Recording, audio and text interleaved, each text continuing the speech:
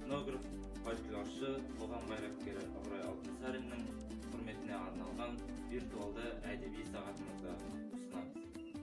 Ыбырай Алтынсарин 1941 жылы қазан айында қазіргі Қостанай облысы Тастабол ауданында дүниеге келген. Әкесінің есімі Алтынсары, анасы Айман. Алтынсары өз еңбегімен тіршілік еткен қарапайым шаруа адамы болған.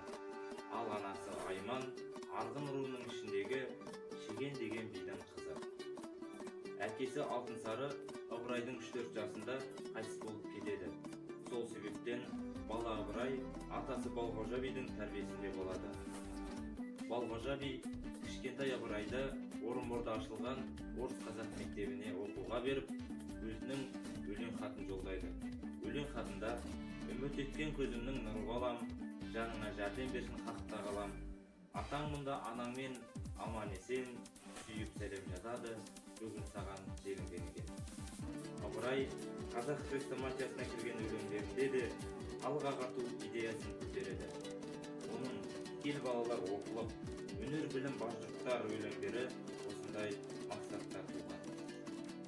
Сондай-ақ Ыбырай Алтынсарин Толстой, Ушинский, Крылов сынды орыс жазушыларының шығармаларын қазақ тіліне аударады. Ыбырай Алтынсарин жан-жақты білім алған адам.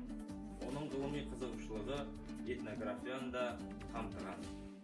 Құрметті көрермендер, сіздердің назарларыңызға Ыбырай Алтынсаринға арналған кітап көрмесін ұсынамыз. Кітап көрмесінде Ыбырай Алтынсариннің «Кел балалар» оқылған кітабы, Әнуар Дербісәлиннің Ыбырай Алтынсарин атты туындысы, және де балалар әдебиетіне арналған Таза-Бұлақ шығармалар жинағы, сонымен қатар басқа да Ыбырай Алтынсарин туралы тырнақалды туындыларын ұсынып отырмыз. Құрметті көрермендер, сіздерге айта кететініміз, биыл Ыбырай Алтынсариннің 180 жылдық мерейтойы атап өтілуде. Ыбырай Алтынсариндай ұлы тұлғаларымыздың ұлы мұралары халық жадында мәңгілік сақталатынына сенімдіміз.